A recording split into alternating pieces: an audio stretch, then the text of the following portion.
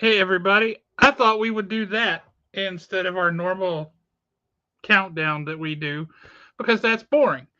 Who wants countdowns when they can have Guardians of the Galaxy Christmas special and some rock and roll music? Because that is the best, and I stand by that. Speaking of things that are the best, you should visit.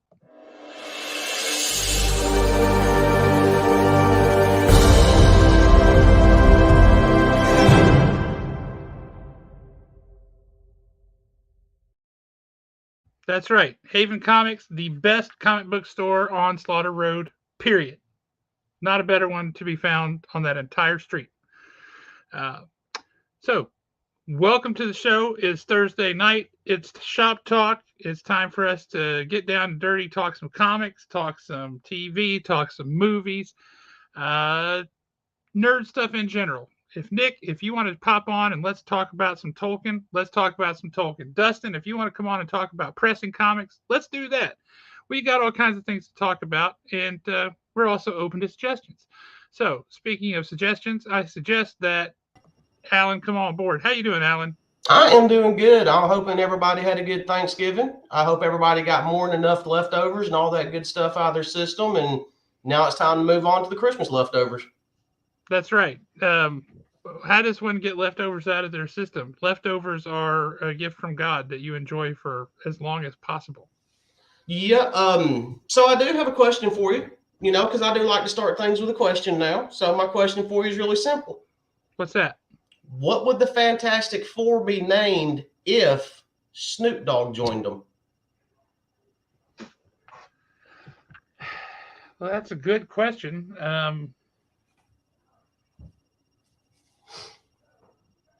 Wow, that's a really good question.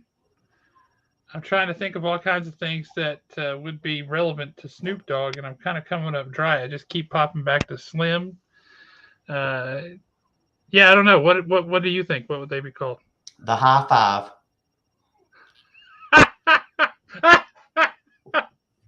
That's a terrible joke, and I love it.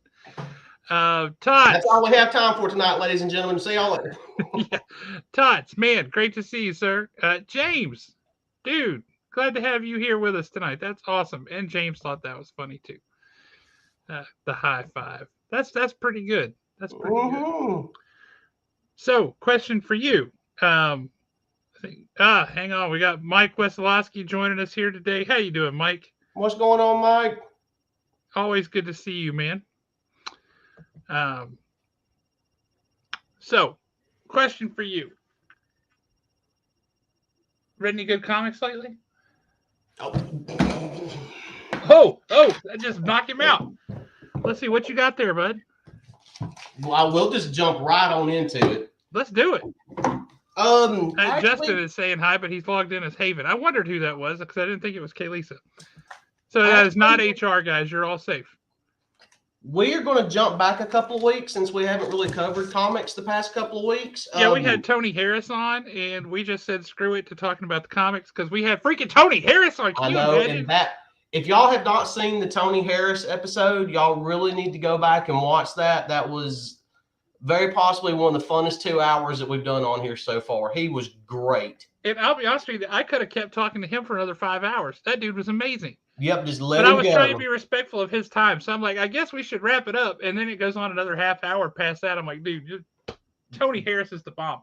Yes, also, he is. If you have not jumped over to Zoop to support their project that they've got going on over there, it has not yet fully funded. It is about $1,200 shy of fully funding. Really?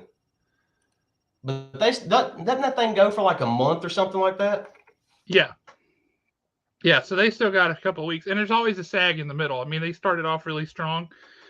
But there's always a sag in the middle.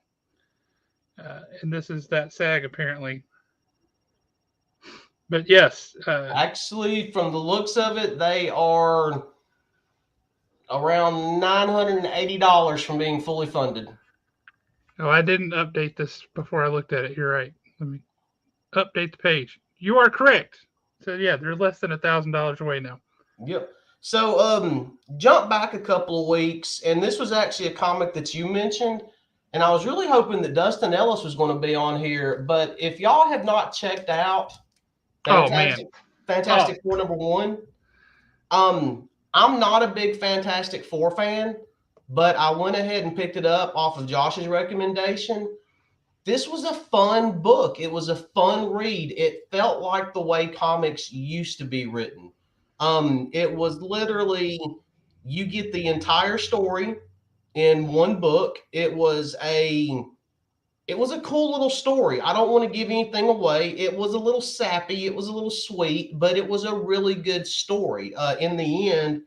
And then it did leave you with a cliffhanger to set it up the had next kind of issue. a cliffhanger that came out of nowhere too, but it was like, whoa. Yeah, Uh, you're just kind of like, hey, wait a minute. And literally, this book right here, the way the story was written and the cliffhanger, I immediately signed up for the book. I mean, I want to see which direction they're going to go with Fantastic Four.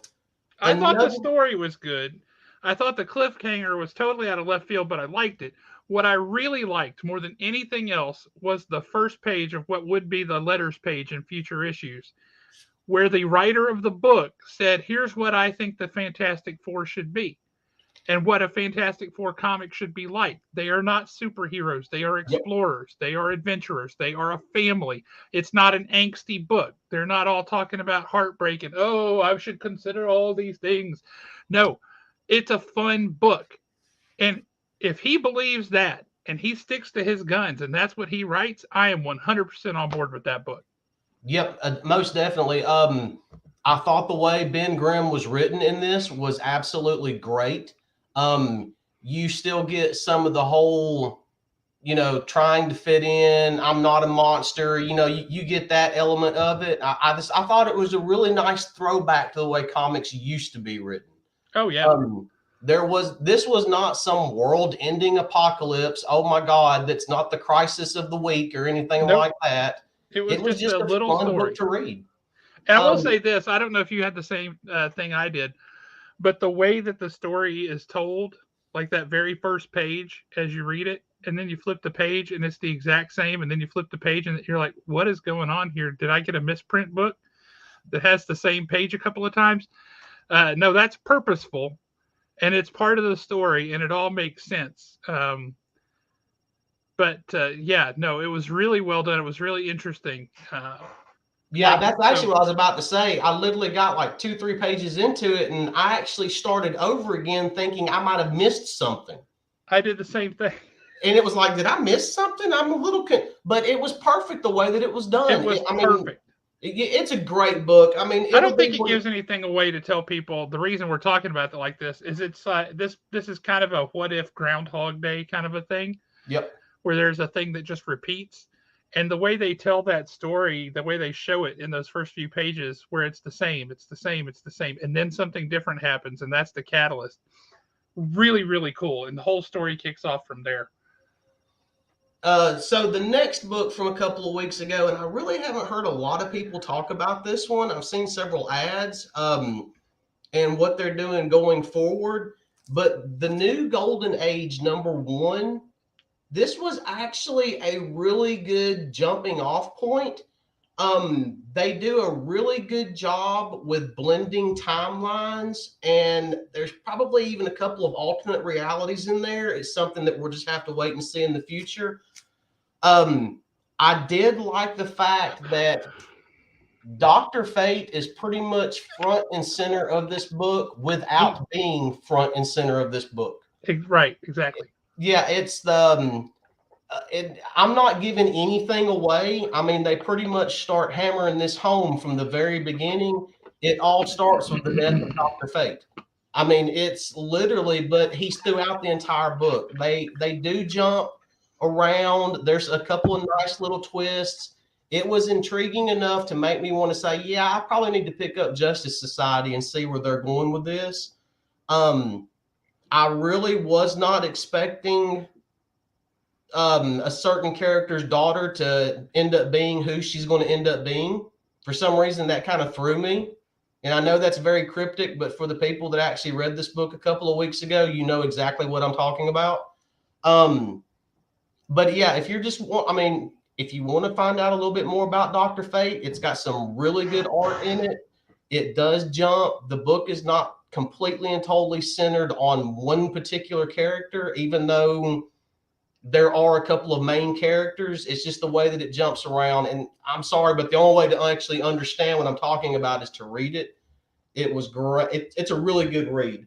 It really, and it's a lot of characters you don't see a lot. That's the thing Exactly. that DC is finally doing, from the look of things, is getting back into some things that some characters that they've left laying alone for a while. Batman, or not even Batman, it's just called Gotham Year One, Gotham City Year One. Going back to some characters that have been around for a bit, and revisiting some of their history and their legacy, which I think is a great idea, and I wish they would do more of. You can revisit it and tell new stories without wallowing and we're old, so we're cool kind of a thing. And I'm hoping that that's what they're doing. Danger Street is a new book coming out by Tom King that uses some of those old characters, and I am looking forward to that. Yeah, I am going to have to check that one out. Now, I'm not going to go into any detail on this book. People know by now that I have fallen in love with this book, but Vanish, number 3, that's good stuff. It That's is good stuff. It's really interesting to see how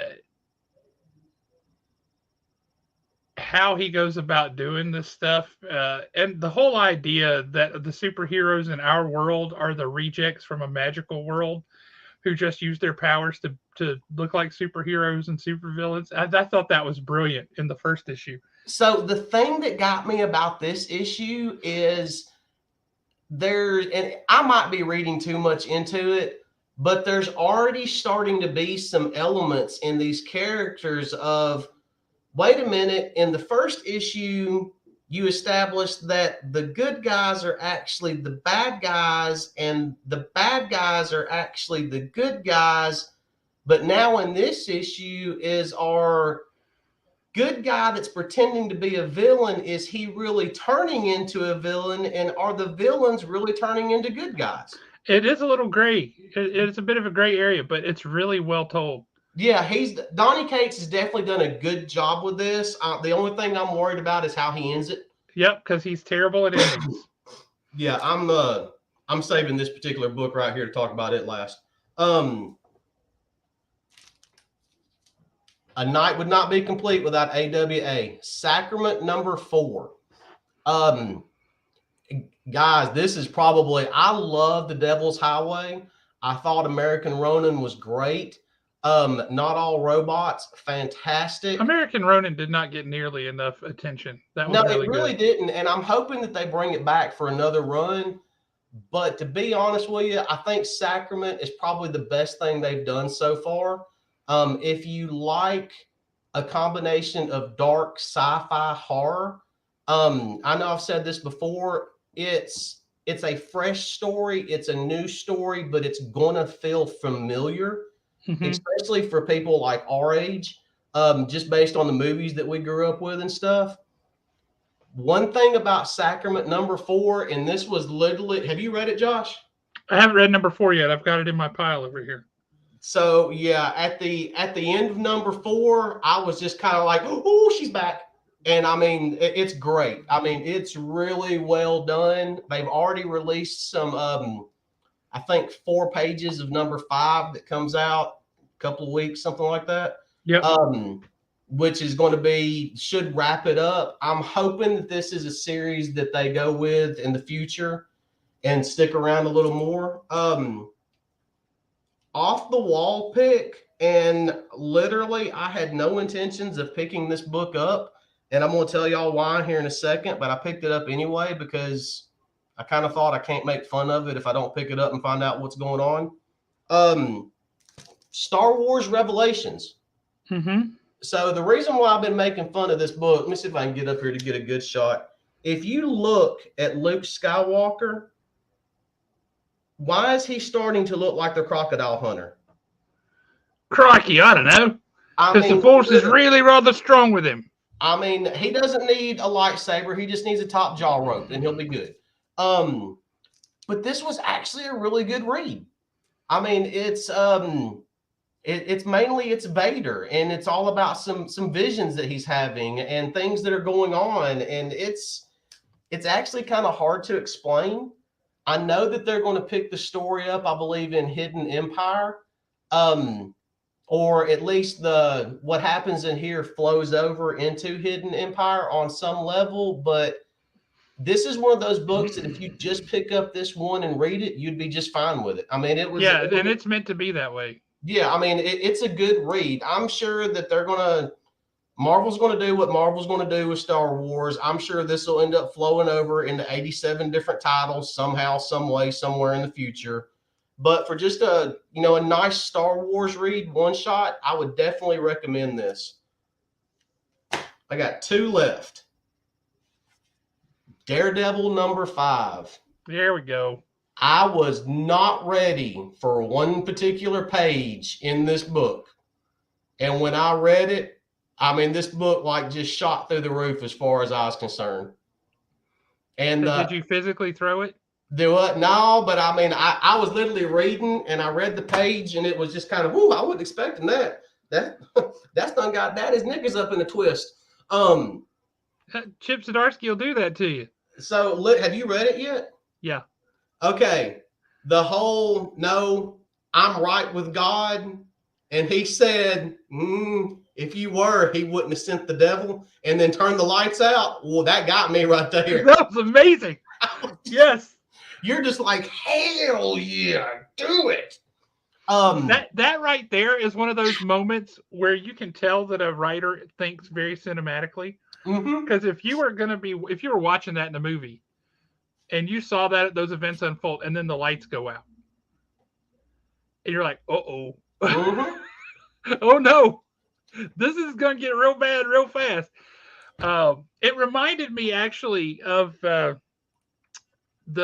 Spider-Man scene after it was during the whole business, where they killed off or they broke. Mephisto came in and broke up Peter Parker and Mary Jane to save Aunt May and all that crap deal with the devil. Yeah. But when he shot Aunt May and Peter Parker broke in and beat the ever-loving crap out of Kingpin. Yep. Like, this whole time I've been holding back, right? Well, I ain't holding back no more. That's what that reminded me of.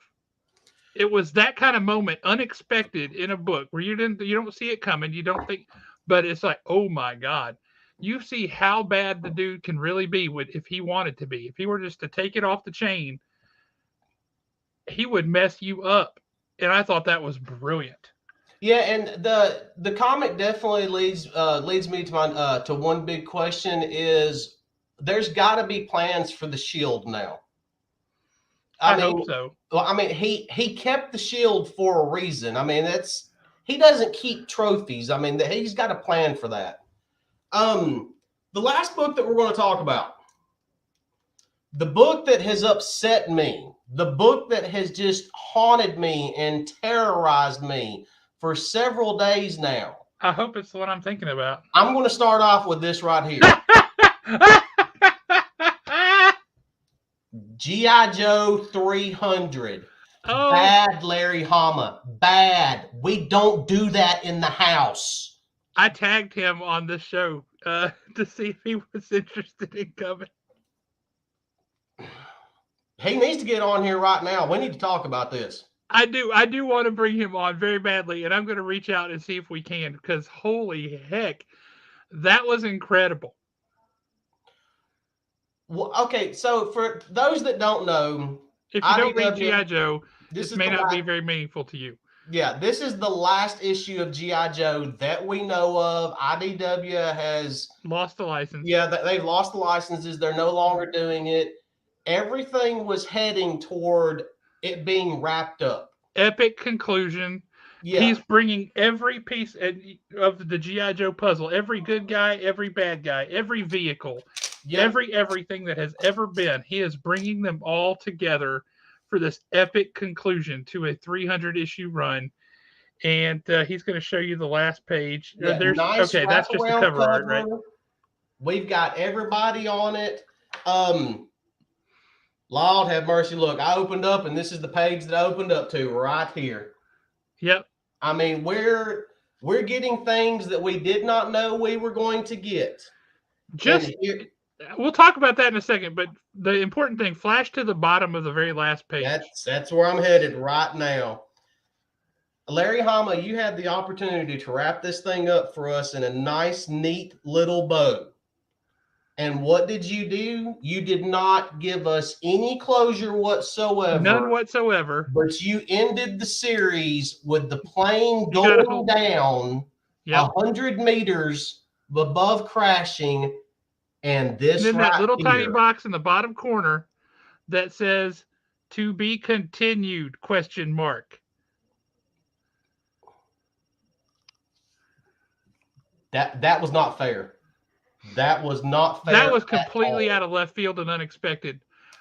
That said, I could not be happier because that means whoever is picking this book up next, if it's Image, if it's Dark Horse, whoever it is that's getting this book, Larry Hama is continuing to write it. So he has started this book at Marvel. IDW came back when they got the license and said, "Hey, all these years later, uh, would you keep writing GI Joe?" And he said, "Yeah." And he just picked it up right where the original series left off. So they didn't do a number one. They started at issue 155 and a half as a bridge, and then picked up at number 156. So IDW's run runs from 155 and a half through 300. And you're like, okay, well, this is clearly the end. But this means whoever picked up this book, whoever they are, and I can't wait now to find out, they picked up Larry Hama and said, just keep going, buddy. Well, you know, the rumor was at one point that it was Skybound. Right. Which That would be awesome. And I hope that's the case. oh crap, what is his name? Kirkman. Yeah, Kirkman. Robert Apparently, Kirkman. he is a massive GI Joe and Transformers fan. I'd read somewhere he was picking up both of them. I knew he was good people. But literally, I mean, so this is what one of the many things that got me about this book was instead of wrapping up this storyline and giving us closure, which is what we thought we were going to get, he ends it in a way that it could have easily ran 50 more issues. Yep. I mean, literally, he actually. So this is what I thought was, now that it's pretty much over with, I can tell you what I thought was going to happen. I thought that somehow, some way, Mindbender was going to end up trapping Sean Collins in one of the tubes. Mm-hmm. He was going to end up extracting all of Jinx's Snake Eyes memories, putting them in Sean Collins. You mean Dawn? Yeah, Dawn. Sorry. The Sean Collins would effectively disappear, and he would become Snake Eyes. I was afraid that, you know, we were going to lose the Sean Collins character because the memories were going to get swapped around. Yeah. You know, that it was going to be complete then. That's where I thought it was going to. And I was worried about that because Sean Collins is a great character. Well, that's not what happened on any level. And now we have two Snake Eyes. And let me tell you what, when our clone of Snake Eyes started getting his memories back, holy crap, he lost it. He was janking. Do what? Can you blame him? Dude, he was janking people left and right. It was great. That was amazing. But he has done so much here that I just absolutely love, right? What's up, Nick Ellis? How you doing, brother? We've got a box set of Lord of the Rings coming in either tomorrow or next week. Just saying, if you need another one. But anyway, the entire book is fantastic.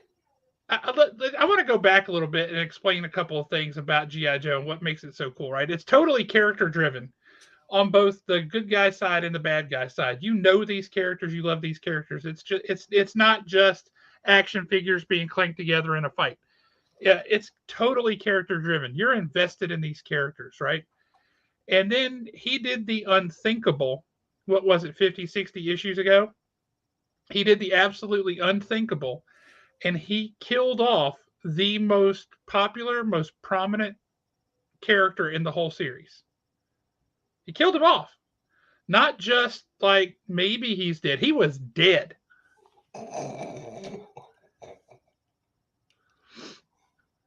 I'm already mad at Larry Hama. Don't make me get started in on you. That's true.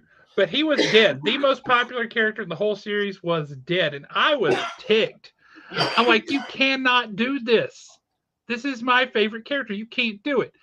But Larry Hama is such a masterful storyteller. He did something, and if you've read GI Joe from day one, they've had a Dr. Venom developed a device um, that could mess with your memories, implant new memories, completely download a person's memories and personality, whatever, and put them in somebody else. He, it's a thing. But anyway, all of Snake Eyes' memories, because that's the character who was killed, got downloaded into another character, a new character. We didn't even know who this person was. And we're like, what is going on? This is ridiculous.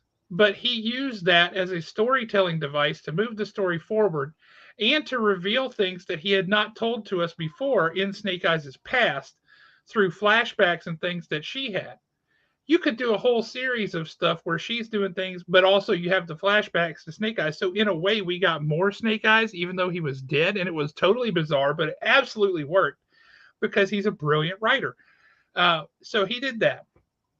Then moving into this story that is going on now, he has brought back concepts that were really good before and that kind of got messed up. Serpentor, any day of the week, a better villain, better leader than Cobra Commander.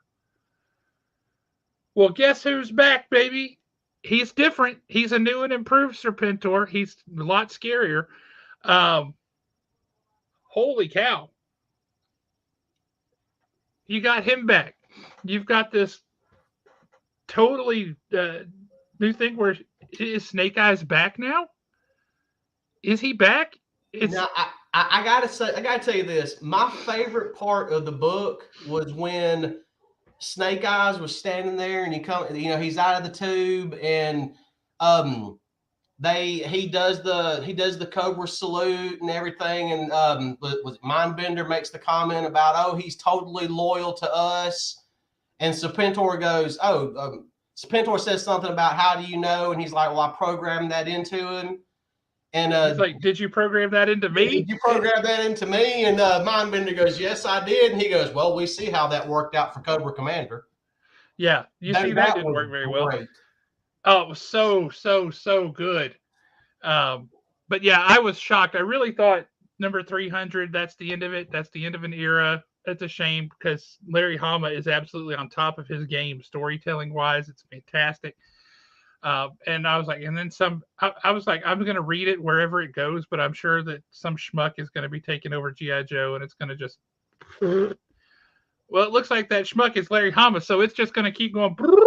And I could not be more excited. I think it's absolutely stellar.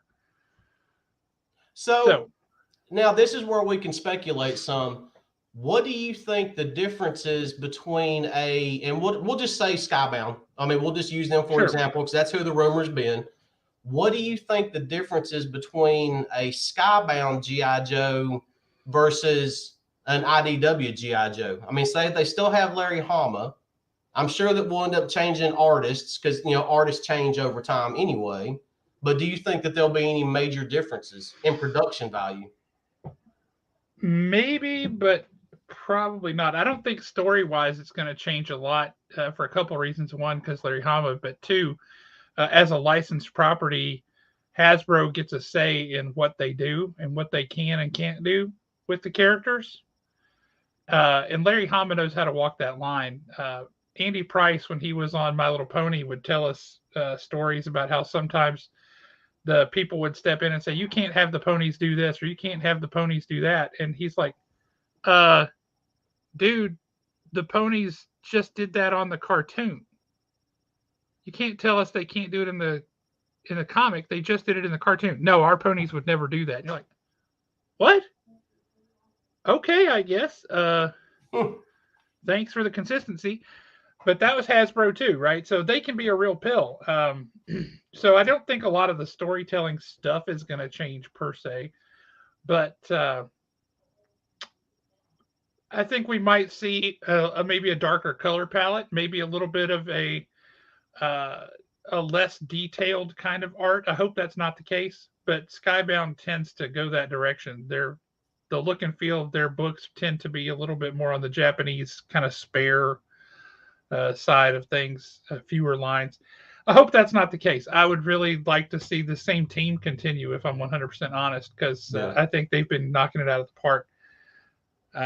What's he congratulating us on? It's something about Did the somebody ground. send us a telegram?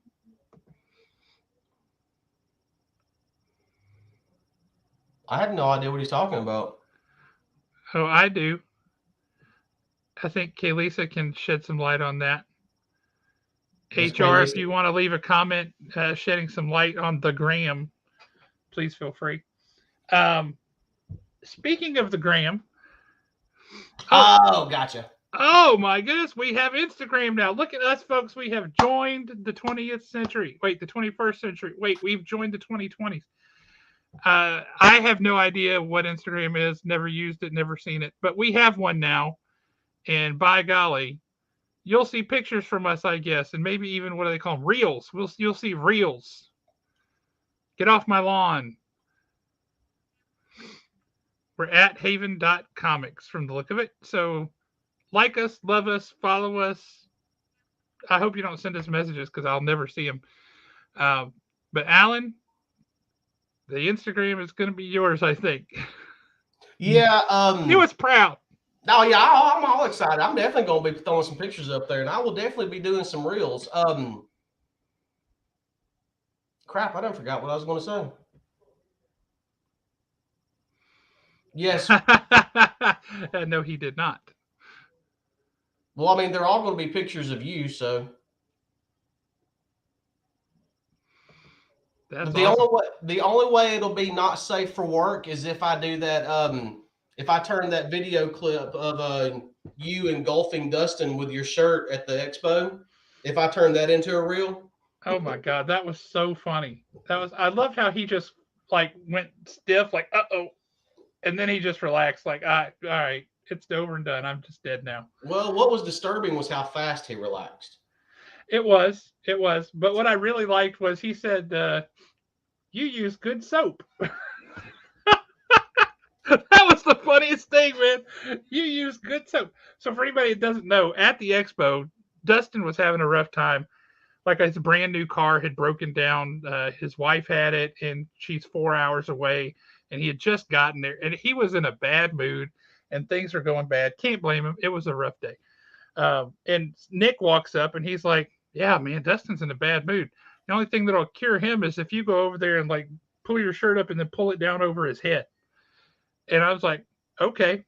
So I went over and I walked up behind him as he's looking through comics at the spinner rack booth. And I pulled my shirt up and I put it over his head, and I just took all the way down, like whoop, whoop, whoop, whoop, whoop, whoop. Uh, and he was in there like that little guy in Total Recall, when he opened his shirt and there was another dude, like a mutant half baby person attached to him. Mm-hmm. That's what he looked like. That was funny. Matt Posey in the house. What's up, Matt? Hope you're doing well. But yeah, that was some funny stuff. Yeah, maybe that would make a good reel. I don't know why Two Brothers hasn't used that yet. That's guaranteed to drive up the likes. People be like, "Oh my god, what happened there?" That's tragic. Yeah, I'll definitely be getting some real material at the expo this year, or next year technically. So on to Guardians of the Galaxy. Guardians of the Galaxy Christmas special. I have to admit, I never imagined that Mantis and Drax would be the team up that I needed for Christmas. You're not wrong. That was bizarre and hilarious. It was, but I mean, okay, it was good. It was very entertaining. I loved it. I thought it was great. I thought it was a good story, whole 9 yards.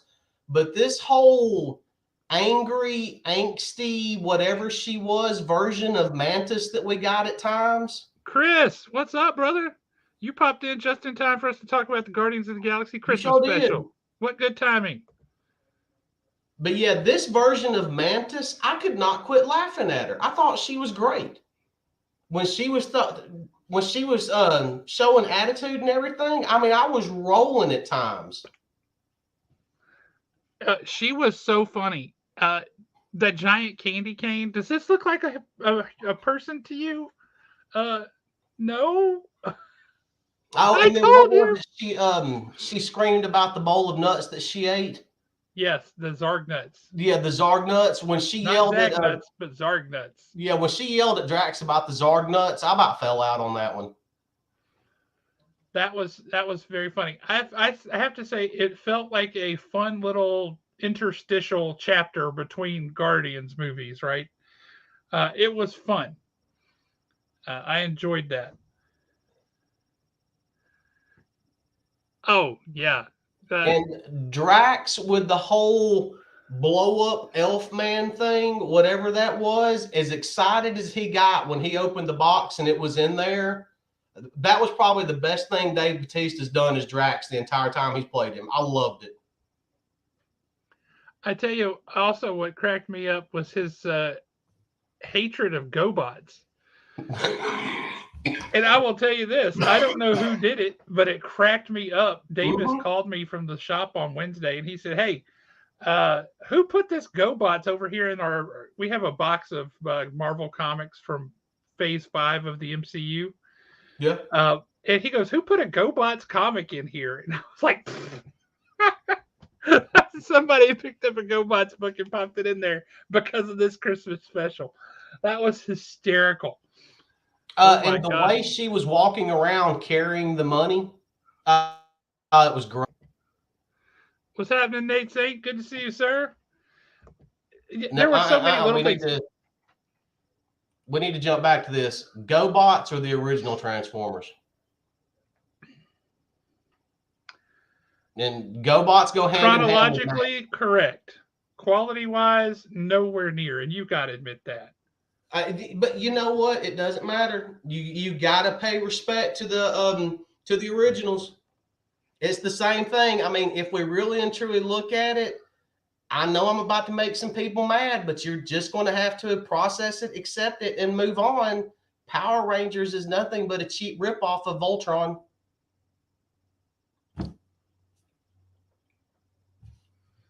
That's Alan Breedlove at havencomics.com, everybody. Please Uh, send all hate mail to Nick at twobrothers.com. that's, that's right. Um, so one of the things that really cracked me up about this whole Christmas special is all of the Guardians' hatred for actors. I was not expecting that. That was the best.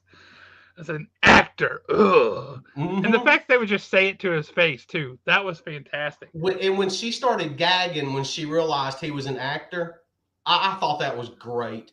Um, the dog. Oh crap! What was the dog's name? If you hadn't asked me, I could have told you. The dog for some Cosmo reason or was whatever. was cracking me up too. Yeah, that was hysterical. It was the same basic principle as the movie Up, except the dog was a little bit more articulate than Doug, right? But no, that was very funny. That was Cosmo. very funny. What are we bringing on, Dustin? He said "Bring It On" sucked. I was sitting there thinking, yeah, it did. It was a cheerleading movie. Um, I don't know why Dustin's watching cheerleading movies, but then I guess he corrected the suckers. Dustin, did you ever? I think he's probably talking about your Power Rangers comment. Probably is talking about my Power Rangers comment, but I stand by it. It's the truth. I've got history to back it up. Dustin, did you ever pick this up? Did you ever read it? You're a Fantastic Four aficionado. We need your thoughts. Indeed, we do. We definitely do. I will say this. Just talking about Power Rangers for a second, y'all. Jason David Frank. I hate so much that he is gone. That dude was awesome. When he came to the expo, he got onto the show floor at like midnight after that first night, and he went through and the booths where that had his stuff displayed. He went in and signed it. at booths all across the expo floor. Like nobody would have ever thought, well, God, he didn't go out of his way in the middle of the night to do this. He did that for everybody, just out of the goodness of his heart. Didn't he That was really cool. Didn't he like travel all day and get there late on top of that? Yeah. Which, I mean, most people would have went straight to the hotel room and crashed. Correct. And yeah, I mean, that blew me away when I heard he did that, because for some reason I just never pictured him doing something like that. I wouldn't have thought that either, but that's the kind of guy he was, and hats off to him, and peace to him, because that sucks. But he was a super cool dude, and yeah, that was something. Yeah, he did do some. He was cool to you guys on the video too. That's right. So yeah, moment of silence for him. That sucked. Hate to lose him. That said, I do agree. For anybody who's never gone and watched Voltron, hey y'all, that's an anime, and I watched it. Mm-hmm. I do have a question for you. Car Voltron or Lion Voltron? Lion. Curious why? I think that's just probably the one that I connected to more. You want me to tell you why you did? Because there's two reasons. All right, let me have it. One, you connected more to it because there's only 5 of them and not 30 of them. Yeah. Because there were a crap ton of cars. It took a whole bunch. So there's that. 2, lions are cooler than cars. Well, yeah, I mean, I can see that. I mean, it's a freaking lion. How cool is that? You're in a robotic lion that runs through space and does all this stuff. That's the coolest thing in the world. A whole bunch of cars. For real, what would it take to get you to read or watch a manga? It's a good question. I've got a couple that I've been told I desperately need to read, and I agree. I should read them. Like Avatar: The Last Airbender, I have it on very good authority from very good people that I should watch that or read that or both. I've been told My Hero Academia is something I would really enjoy. I just haven't. See, I've watched My Hero Academia. It was good, but I just don't understand the hype behind it.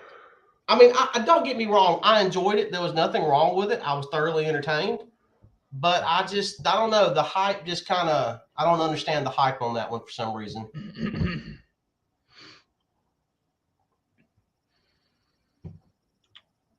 All right. This is My Hero Academia is good for 2 seasons. Okay.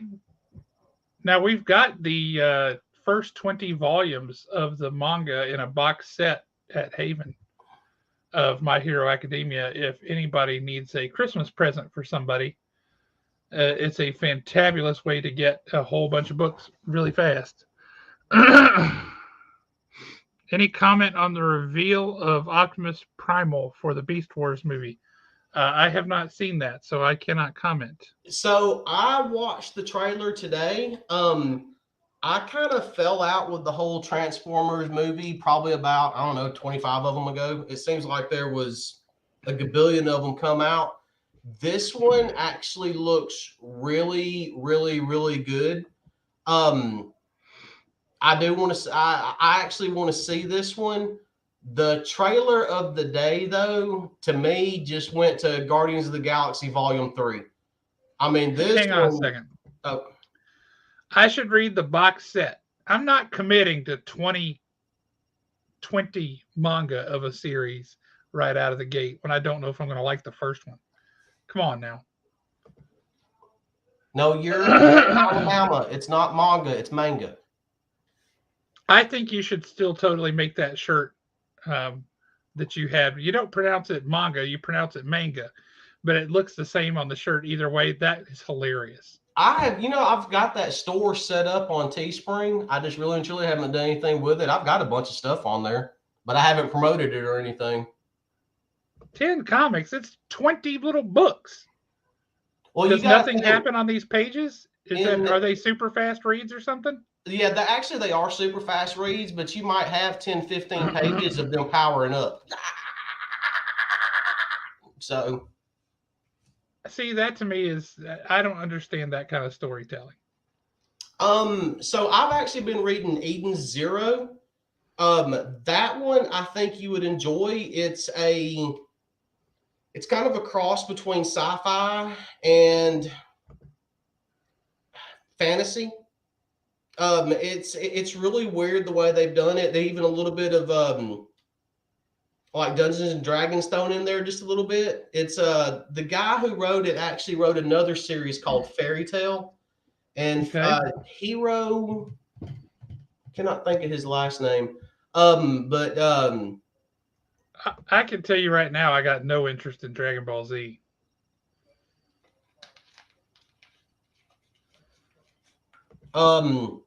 But it's Hero something. The other series that he wrote is called Fairy Tale, and that one went over so well that they started coming out with the anime at almost the same time as the manga. Eden Zero, same thing. It's like whatever this guy writes, they just tear it up in Japan. Okay. I don't think that any of the anime are English dubbed yet. I'm not for sure. The only problem with some of the anime is you might get, like, say, volume 1 will have the first 24 episodes, and say they could be on like volume 5. So by the time you've bought all of them, you've got 5, 6 different box sets.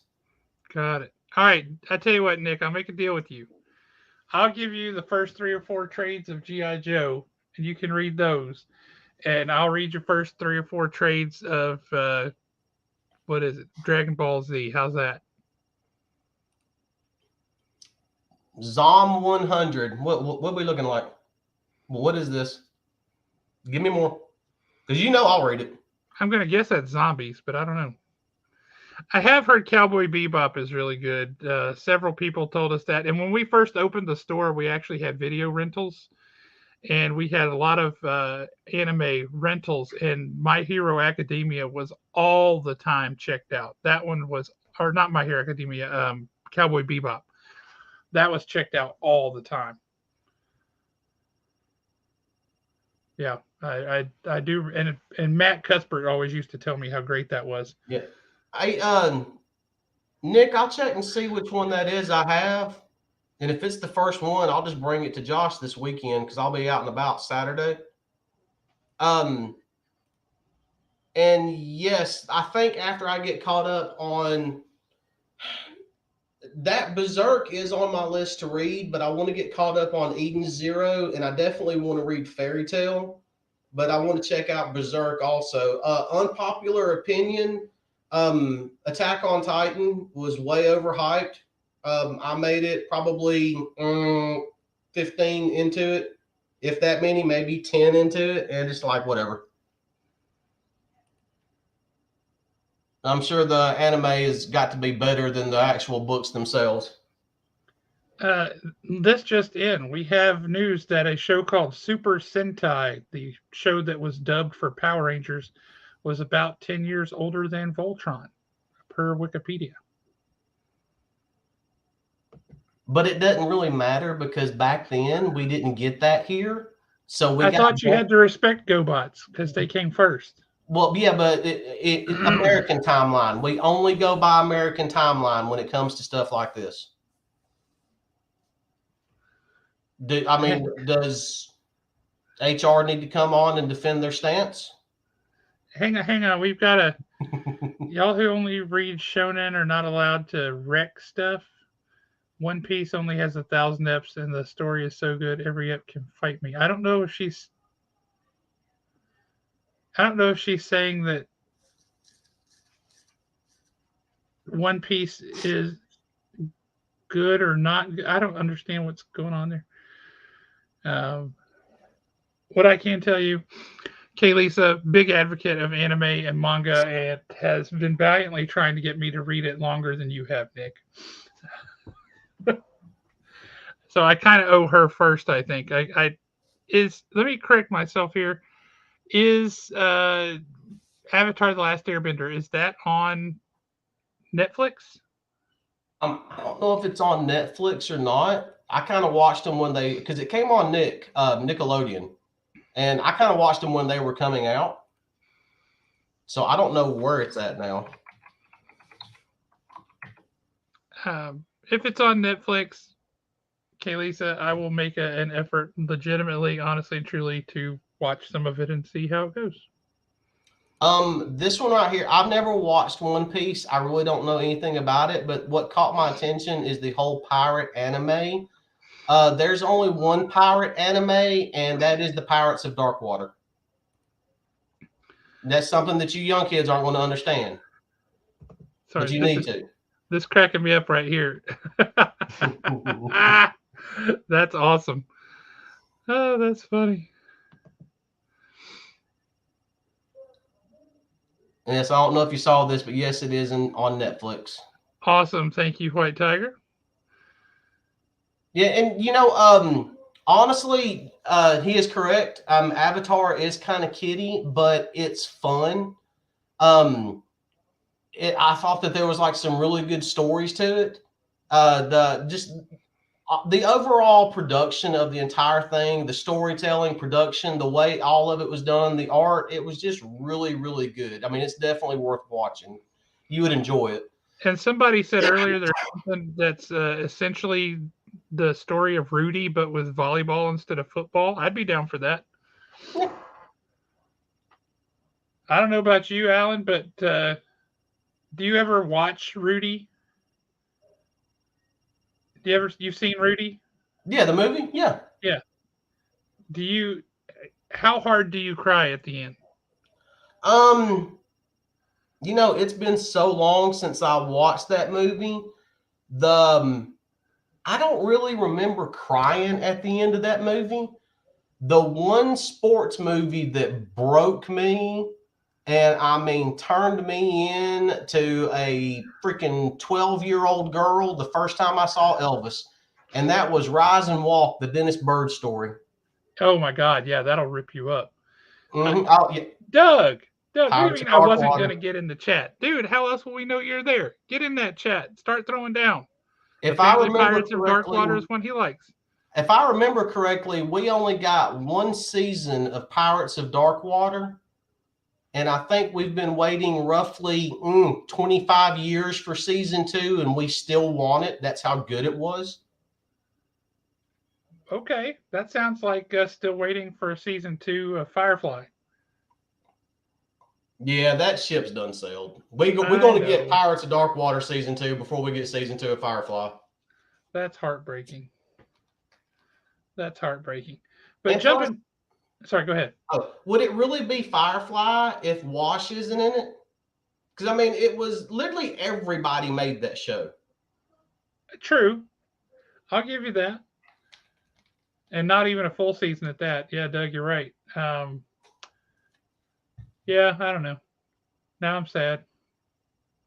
But I do have a question for you. Going back to the holiday special, which, if anybody has not yet seen the Guardians of the Galaxy holiday special, uh, I think you absolutely should because it was a hoot. Um, what did you think of the overall? A lot of people are complaining about the animated segments that they used for memory bits for flashback sequences. Did that bother you? No, and the reason why it did not bother me, I looked at it completely and totally different. And the first thing that thought of when I saw it in the very beginning was literally the 1980s movie Heavy Metal. The animation style reminded me of that. But a And lot more family friendly. yeah, but a lot more family friendly. But I mean, you got to admit, when we were kids, we were all about, we're going to watch that. We're going to check that out. I don't know. I don't know if they did that on purpose, if that's just what they went with, just for the fun of it. But it felt nostalgic. I mean, it felt like heavy metal from the 80s. I mean, that's what it felt like to me. So, I Yeah, mean, I I go with enjoyed you it. It there. was only like, what, 2 scenes, 3 scenes? Yeah, I think it was two. It was the framing story at the beginning and the end. Yeah, Yeah, and the ending of it was great. I mean, I liked it. I really did. I thought it was fantastic. I got a kick out of it. The only thing I will say is there was a little bit of language in it that was unnecessary. That a lot of people who want their kids to watch it, maybe their kids won't get to watch it because of that, and that's a shame. It's a Christmas special for crying out loud. Yeah. Um, but that's a minor quibble. I enjoyed it. I enjoyed it a lot, and I don't think kids were the target audience. I think people like us were. Yeah, I think they were too. And I thought it was I mean, we might as well say this, and then volume 3 and James Gunn is completely and totally done. I mean, he's already pretty much completely and totally done. I mean, he's moved on Oh to yeah, he's trying to be half of Kevin Feige over at DC now. Yeah. yeah. So I think that this is kind of a nice. I mean, I know that he can be a controversial topic, but I think this is a nice swan song for him as far as Guardians of the Galaxy is concerned. He was a great choice to do Guardians of the Galaxy.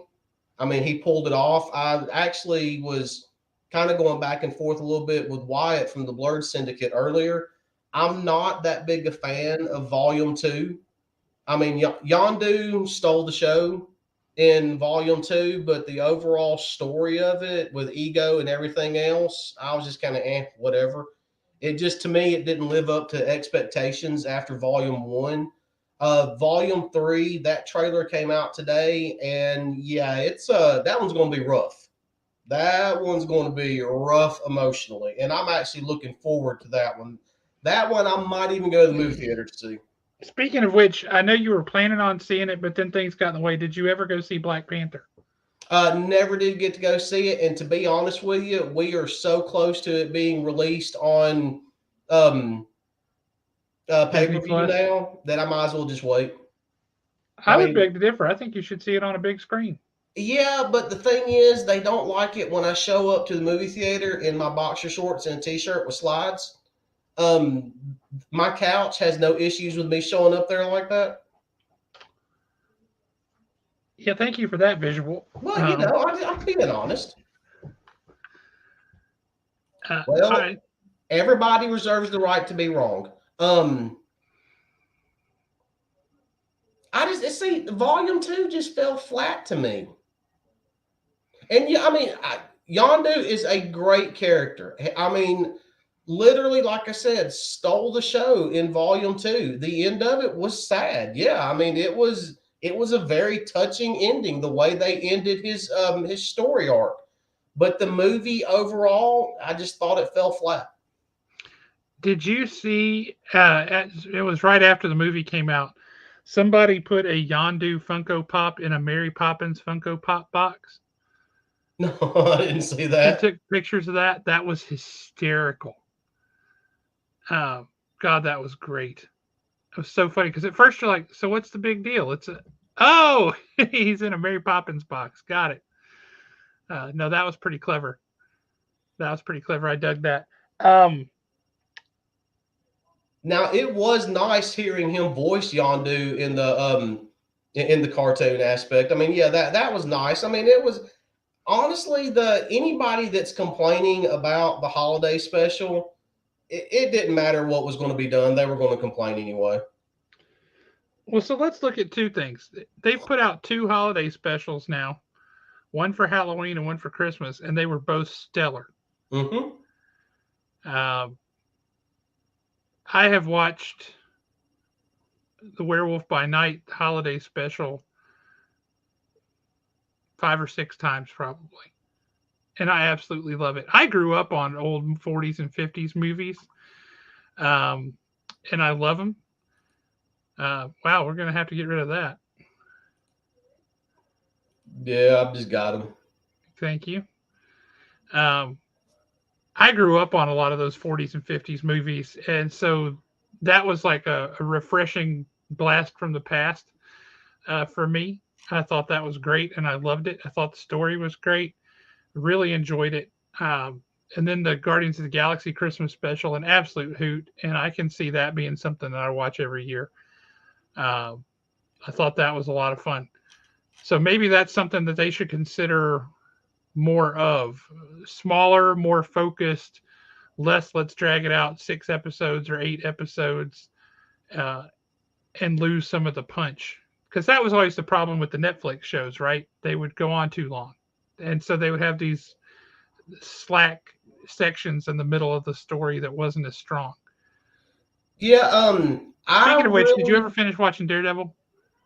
yes, I did finish watching Daredevil.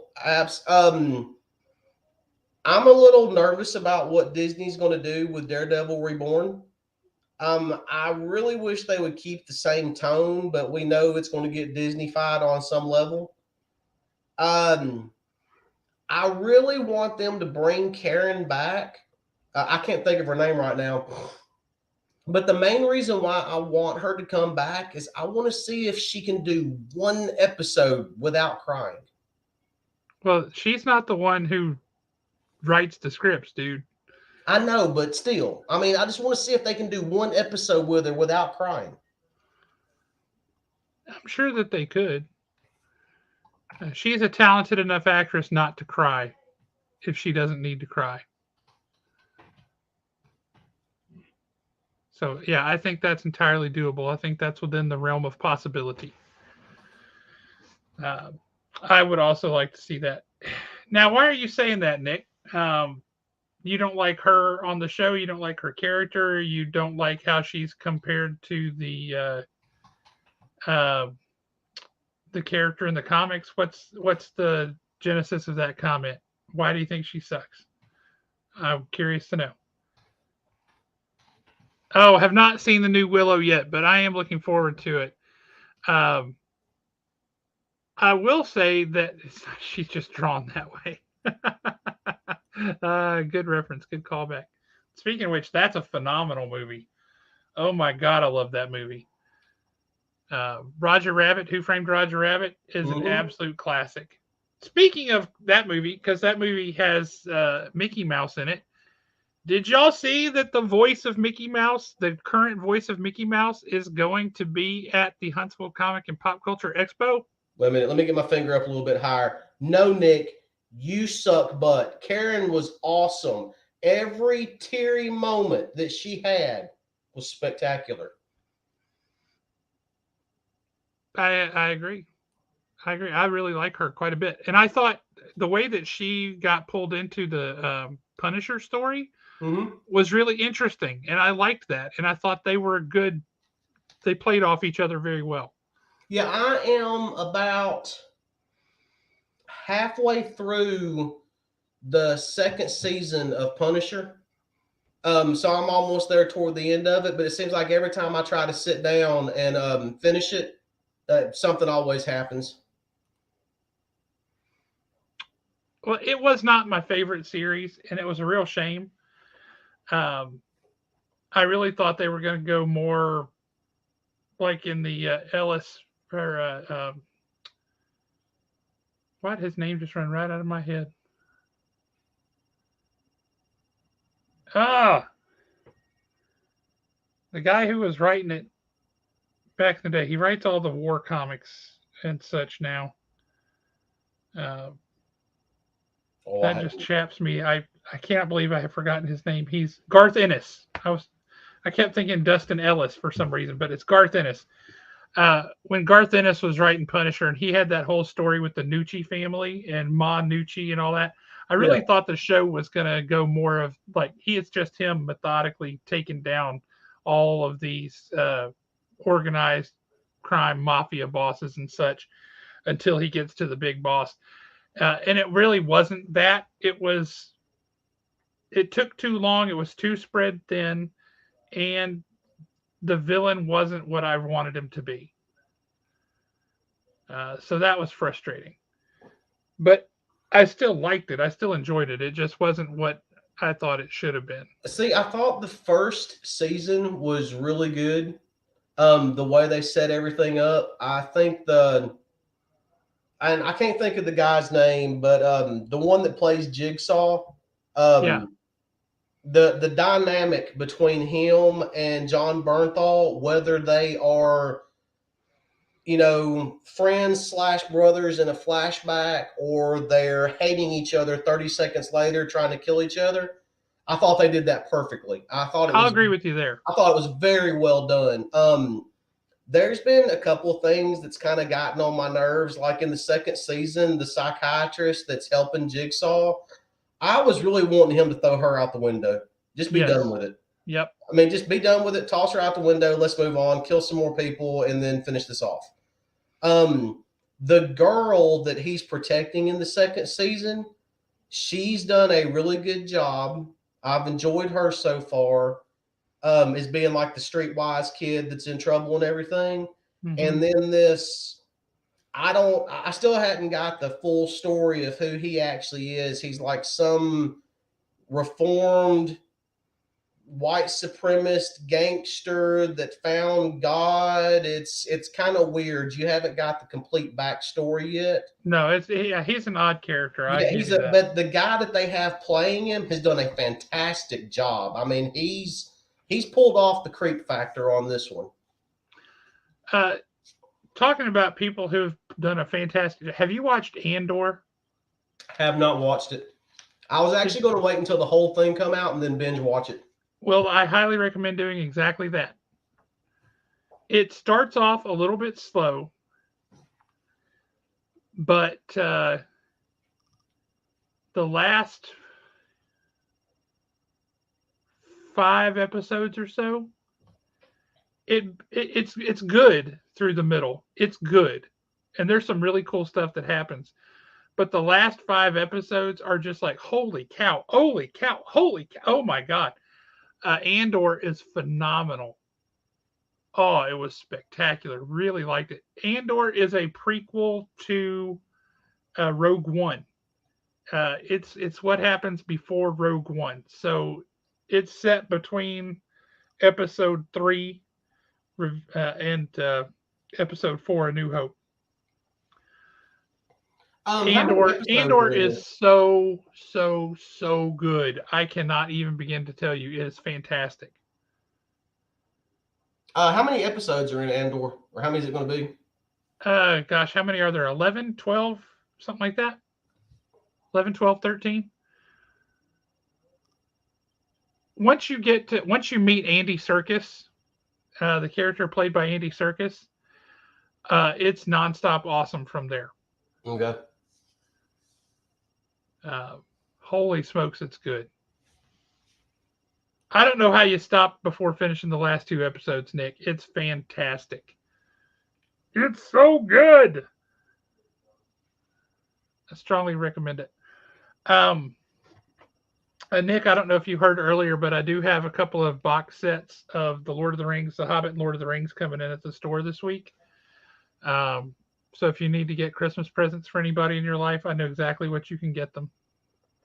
Yeah, if you need to get a Christmas present for anybody, Nick, I take a size Daredevil #1, 1964. That's roughly the size that I take. Interesting. Mm-hmm. I wear the same size. I wouldn't have thought. Yeah. Yeah. Spectacular. I was actually kind of scrolling on League of Comic Geeks to see what all's coming out this week, and it looks like it's going to be a fairly light week. This week, Marvel was a very light week for Marvel. Next week is humongous. Now, one thing that is coming out this week. You about to say a book from Dynamite?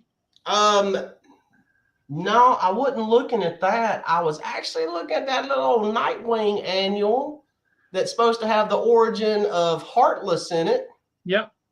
I am looking forward to that. If y'all are not reading Nightwing, Heartless is probably one of the best villains that they have come out with in a few years now. Heartless has been a great villain, and you're not getting him all at one time. You're just getting doses of him throughout the whole thing. Tom Taylor's done a really, really, really great job with Heartless and Nightwing. If you just said you should read Nightwing, it's written by Tom Taylor, that's all you would have to say. Yeah. Tom Taylor is fantastic. Okay, you got me curious. I'm scrolling looking for a book coming out by Dynamite to see if I can figure out which one you're talking. Are we talking about the Unbreakable Red Sonja? Nope, Um. nope. This is next week. Oh, wait a minute. We're talking about next week. Yeah, Let me jump to next week then. yeah. Dynamite is putting out a book next week that I am very excited about. Oh, that's gonna be that little book about them gargoyles. Are we That's talking a about little book that? about them gargoyles. About them gargoyles.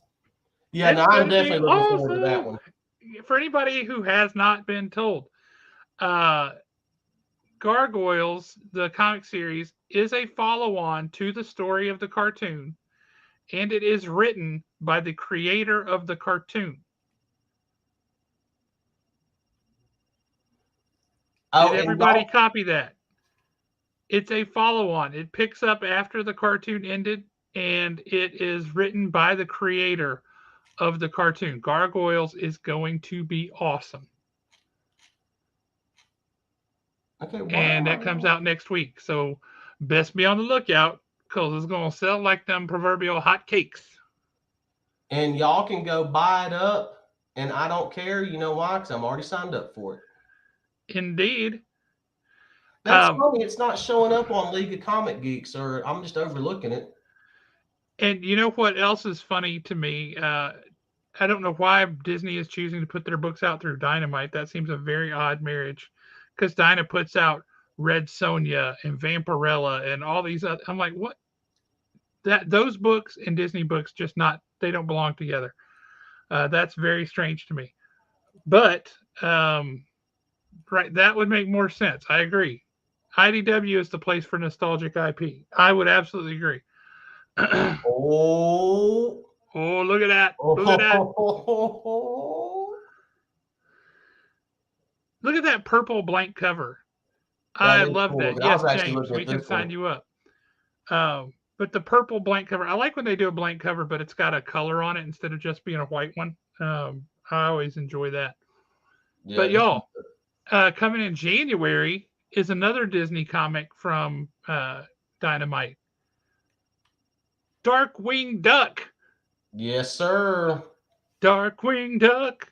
I'm super excited about that. I've always loved Darkwing Duck. Wow, that one's Ooh, wow, kind of yeah, weird. that's a heck of a cover there. Yeah, his face is kind of weird looking, but I actually kind of dig it. I'm with you. I like that Demona cover up there that you showed earlier. That was really cool. Yeah, here's the Yeah. virgin variant of it. Yep. Speaking of cool covers, can you pull up the Amazing Spider-Man number 17 Disney cover? The Disney 100 cover is what they call it.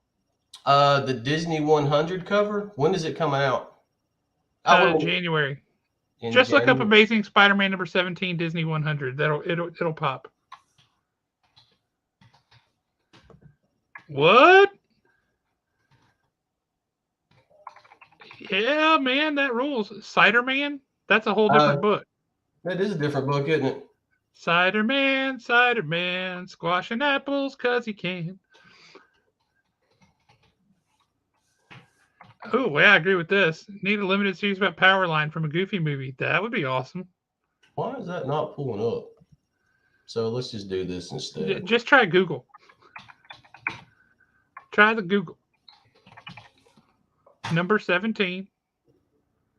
Spawn. Wow, it's No, not pulling up anything, Spider-Man. no, go to Google. I'm getting there. I'm getting there. Good Lord. I'm starting to I'm a getting. For anybody who picked up Briar number 1, uh, that was a really good story. Briar number 2 also comes out this week or next, I think. So keep an eye out for that. I will say I have a frustration with Briar. The writer has the characters speaking in these and thous, old school kind of Middle English stuff. It's not even Middle English; it's modern English. It's just early modern, um, and it's very clear that that person was not raised on the King James Bible because don't know how to do speaking these and thous and thines. There's no clue how to do it, but he tries. So that frustrated me immensely because it read very badly. The dialogue did, but The story was really good, and I strongly recommend it. Go back to that cover now. All right, y'all. This is actually Amazing Spider-Man number 17, but it's an homage to Avengers number 4. That cover featuring the Disney Fab Five characters. That's amazing. If you want that, we have ordered several with the intent of having them for a while, but I've done that before, and it sells out really fast. And I think this is going to be one of those. Issue number 19. I don't know why they're doing all these in Amazing Spider-Man, but issue number 19 of Amazing Spider-Man has a cover that is an homage to the Fantastic Four number 1 with the Disney characters. Yeah, there it is. Fan freaking tastic. Yeah, and then the Goofy is Incredible Hulk. Yes. I like that one. I thought that one looks really for good. Hulk number 1. Yeah. 5% off my purchase. That's going to be number 20. Or wait a minute. Let's see if they just got them down here.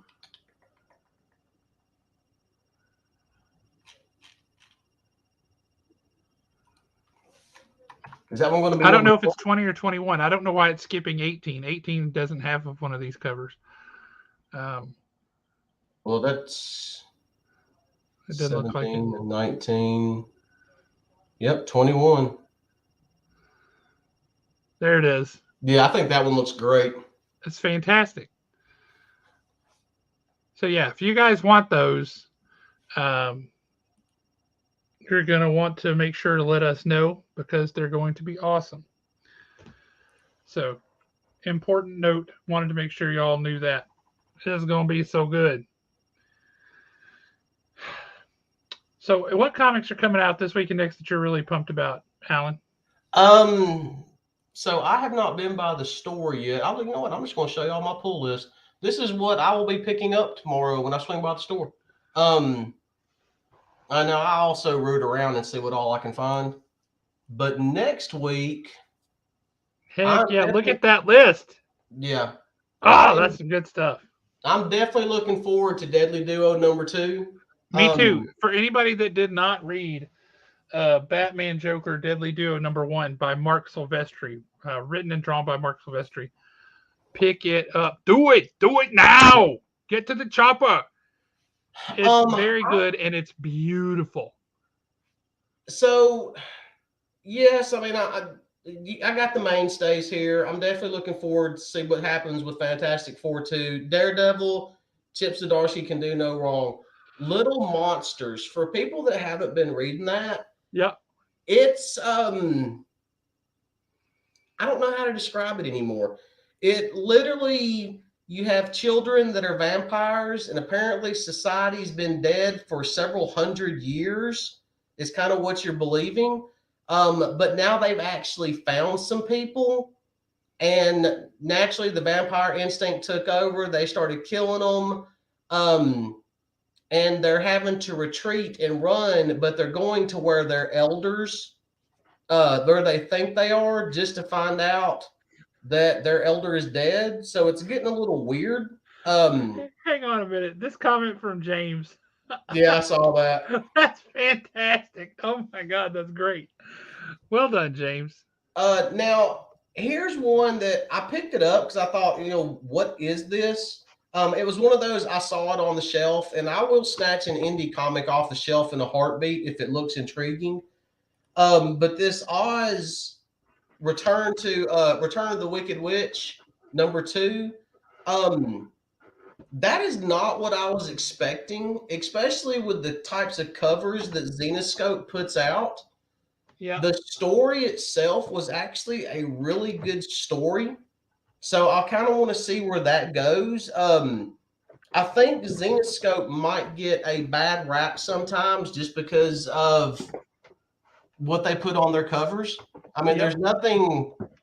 Yeah, they're suggestive. How about that? Let's put it that way. I mean, you can tell by the cover there. Yes, that's very suggestive. But the story was really good. So I kind of want to see what's going to happen with it. All right. So real quick, and this is very funny. Who was Daisy on the cover of Avengers 4? Who was Daisy supposed to be? Who was she filling in for? Um, Namor. So would she technically be Daymore? Maybe. But yes, she's filling in for Namor. Um, because Namor is always angry and she's often frustrated too. But yes, it's the glare. I apologize. But yeah, she's filling in for Namor. Apologies that this book is only a 5.0. That's sad. If anybody wants to give me a higher grade one, I love Christmas. He takes a size 9.8. I do. I do. I take a size 9.8. That's correct. Y'all, I pulling this out reminded me of, well, that didn't remind me. I just saw it because it's up here on the shelf with all these others. But this Captain America, number 48, with art by Alan Bellman, cover by Schomburg. I was cleaning out my voicemail messages and such the other day, and I saw that I still had a phone call. I still had a voicemail from Alan Bellman, the artist who did this book. I still had that voicemail on my phone from right before he died. Oh, wow. And that's the call where he was telling me that I was next on the list for a commission. And then he got sick and went to the hospital. So that never happened. But having that message on my phone, that was really cool to be able to go back and listen to. I wish to God I had recorded the message or the conversation we had where he was asking what did I want him to draw for a commission. You, me, who is that breaking up? I don't know. I don't think I'm breaking up, but maybe I am. Can everybody hear me? I'm getting some funky stuff on my side over here. You sound good to me.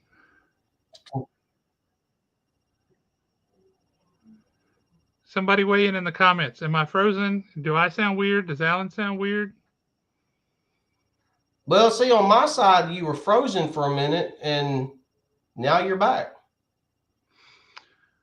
Well, I'll just tell you, when Alan Bellman and I were talking about him doing a commission for me, and I wish I had that conversation recorded because that was so funny. That was so funny. Thanks, James. Thanks, Nick. Thanks, Nick.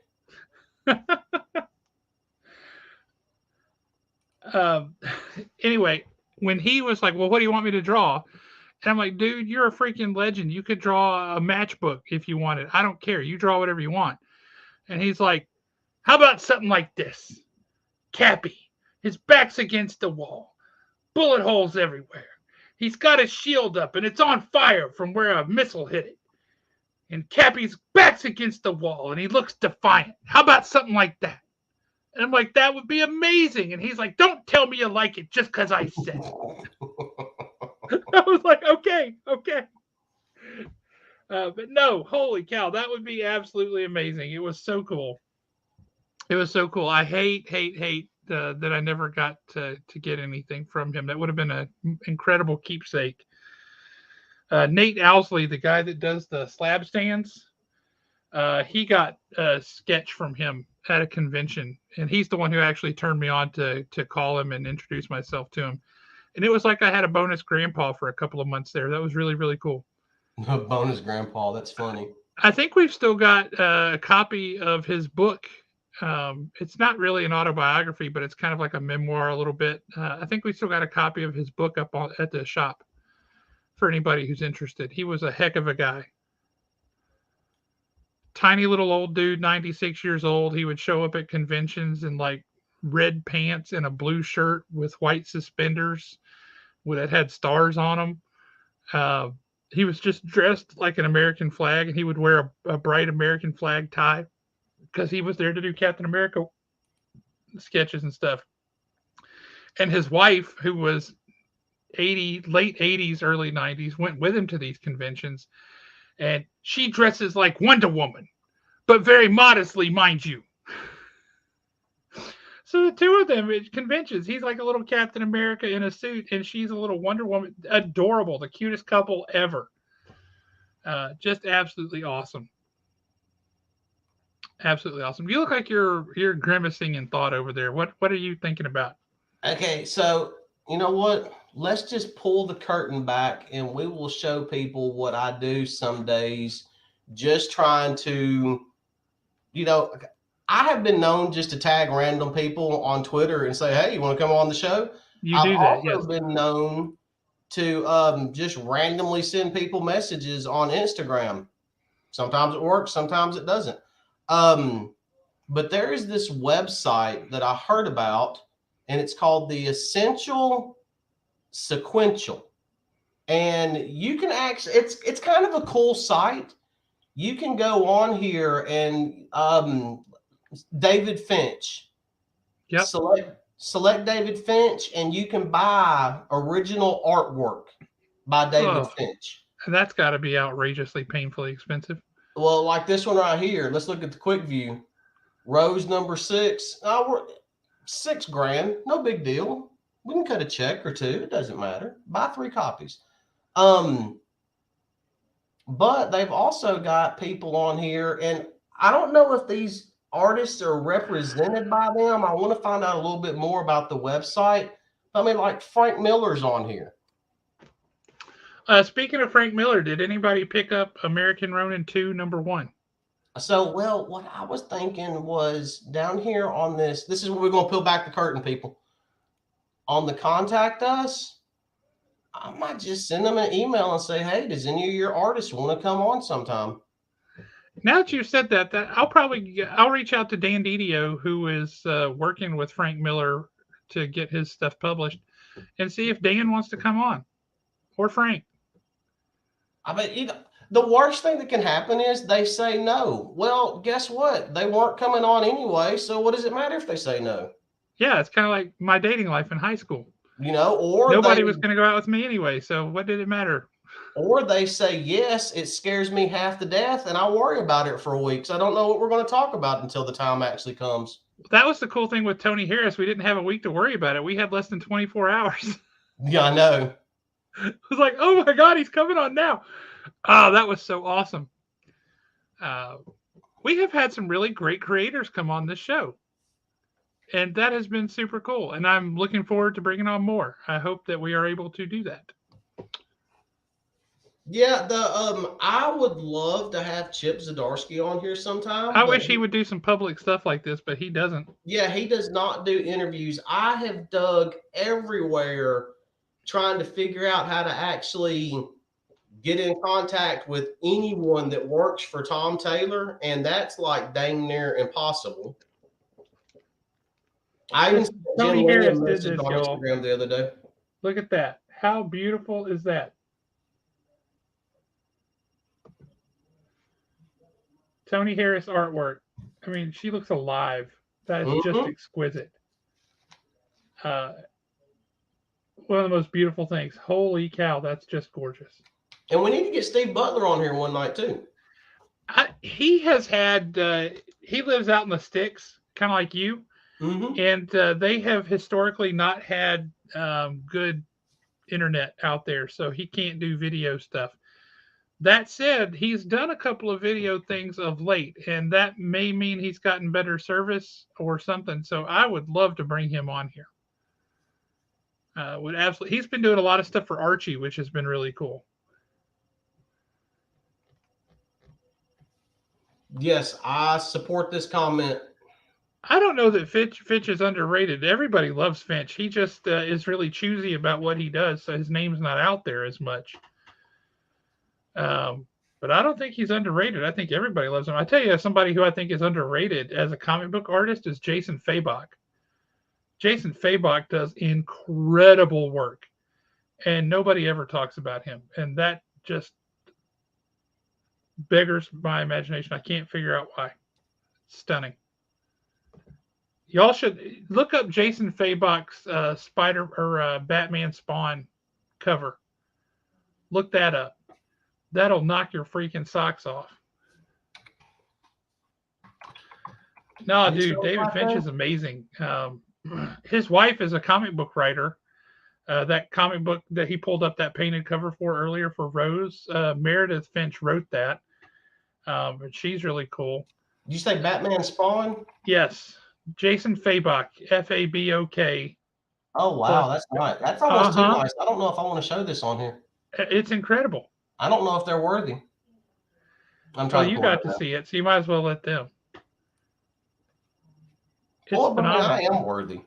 Well, of course, but we got nothing else. We should let them see. Look at that. And the black and white version of it's even better. Yeah, there's got to be a better. Holy smokes. It's just, there it is in black and white right there. Yeah, it's just wanting me to take me to some website to buy it. Yeah, websites to buy it. That's probably where we're about to end up at. Yeah, that's okay. And I'm kind of leery clicking on those because what if it takes me to another website that's going to get Nick all tore up? Well, that would be bad. Yeah. But yeah, can you zoom in on that at all? No. Let's see if we can find a different one. Because y'all, that cover, the detail on that cover is just astounding. It is absolutely beautiful. And that's Jason Fabok, man. He's incredible. Yeah, it's not letting me zoom in at all. Well, that's unfortunate. But trust me when I say that's a cover you want. Holy smokes, it's beautiful. Maybe, yeah, what's that one right there, the bigger one that's... Oh, what the... Nah, there we go. There we go. Look at that. Look at that. Now get down on Batman there. Look at this. Look at that. One of my other favorite things about it, look at the costume. He's got the yellow circle with the bat on it. The best costume. I don't want to start a chat. I don't want to talk to you. But look at that. Oh my God, that's gorgeous. Just absolutely stunning. Look at the gargoyle. Batman looks amazing. Spawn looks amazing. Now, is this supposed to be a new story or is it? Yes, there is a new story, a new Batman Spawn story. Correct. I could have swore I heard somebody say something about it was just the same story just being re-released again. They re-released that first. Okay. They re-released the old book from the 90s first. But yes, and then DC is doing a whole slew of Spawn popping up in various people's on covers as a theme cover month. So if you ever wanted Spawn and Aquaman on the same cover, I think now you can do that. Not my thing personally, but you know. So as we get down to the wire here, we start wrapping things up. What you got any final thoughts for anybody? If you want to bid them to go watch the Christmas special if they haven't, watch Andor if you haven't, pick up Fantastic Four #1. Do yourself a favor. Pick up Batman Joker, the Deadly Duo #1. Do yourself a favor. It is awesome. Yes, and keep in mind, if you go pick up #1 of Fantastic Four and Batman Joker Deadly Duo, next week you can pick up issue #2 of both those. Correct. So, and it's, I mean, yeah, we do. I am pushing those books heavily, but those are 2 books. It's the same thing with Daredevil. You're not going to be disappointed. I mean, let's be honest. I mean, we're adults that collect children's books half the time. And sometimes we literally pick these books up and we read them and we're like, well, I just kind of wasted $3.99, $4.99, $5.99 on that one. You will not feel that way with Batman, Joker, Deadly Duo. You will not feel that way with Daredevil, Fantastic Four. those are actual books that you'll be like, hey, I'm glad I bought that one. That was a fun read. I enjoyed. This is why I collect comic books. We read a fair bit of comic books, and we don't recommend them all to you. There's a reason for that. We don't think some of them we read, or sometimes we get just out of habit. Some of them we get because we think they're cool, but we don't think that other people would like them. If we're recommending it to you here, it's because we think you're going to like it because it's awesome. So let me let y'all in on a little secret on the Fantastic Four. I literally read the book. I promptly got up, walked to the back of the house. I handed it to my daughter and I said, read it. And she goes, okay, I'll read it in a minute. And I said, no, you read it now. I was like, and it don't end up on the floor with the rest of your books. You read it, then it comes back to me. So she comes walking back in there a few minutes later, and the first words out of her mouth was, Daddy, that was a really good book. Yep. And I said, so I should push this one on the next show. And she's like, yes, that's a good book to read. So honestly, sometimes that's how I pick my books. I mean, I'll literally, if I like it, I'll go get a second opinion. And the second opinion happens to be a 12-year-old. So I can literally say that Fantastic Four, #1, is a good for 12 to 49-year-olds. Yeah, that's a good age range. Yes, as buy your gifts at Haven. We are a home for a fraction of your shopping needs, but make sure that fraction you get at Haven. Because if you buy from Haven, then you can also enjoy that air of superiority you get from shopping local. Uh-huh. There is 100% true. every year underneath the Christmas tree, there is always a gift card for $75 to $100 to Haven. It comes from the same person every year. It's, do you want your usual? And I'm like, yes, I do. So every year, my sister sends my brother-in-law to Haven to get a $75 gift card, and he gets a $100 gift card because he doesn't listen to her. God love him. He's my favorite brother-in-law. Even though he's my only brother-in-law, he's still my favorite. And so, yeah, it's a great present. Yeah, it's good for everybody, and it covers a whole host of things. Mm-hmm. Can't afford to buy somebody that big expensive slab book? Well, give them a gift card and help them put that toward it. Yep. And then usually the Friday after Christmas, the Bug and I will be headed straight up there with gift cards, and we just go root around and see what we can find. True that. It's going to be awesome. Well, guys, I think that's it for us tonight. We are not going to have a show next week. We both have got other things that we are engaged in, we cannot get out of. So we will not see you next week, but we will see you the following week, and we'll be sure to post some content out to let everybody know and to keep things moving. But happy 1st of December. Really appreciate it. You guys are awesome. As Nick would say, you're the best part of Haven Comics. And Nick will come on and do a comics review. I would be totally okay with that, Nick. If you want to do a Haven Comics show, I trust you. You can come on and do it. If I could show up and do it with you, I would, but I will be at a Christmas thing at my daughter's school. So, yeah, I won't He be is able going to to be join. Santa Claus, y'all. No, I'm not. I'll be that guy. I'll be that guy sitting in the audience going, "That's my baby. That's my baby. Hercules, Hercules." That's my baby girl." There you go. There you go. Well, you guys all have a great night. Thanks so much. We appreciate it. And we will see y'all soon. Hopefully, we'll see you guys tomorrow or Saturday at Haven. That would be awesome. Good night, y'all. See you.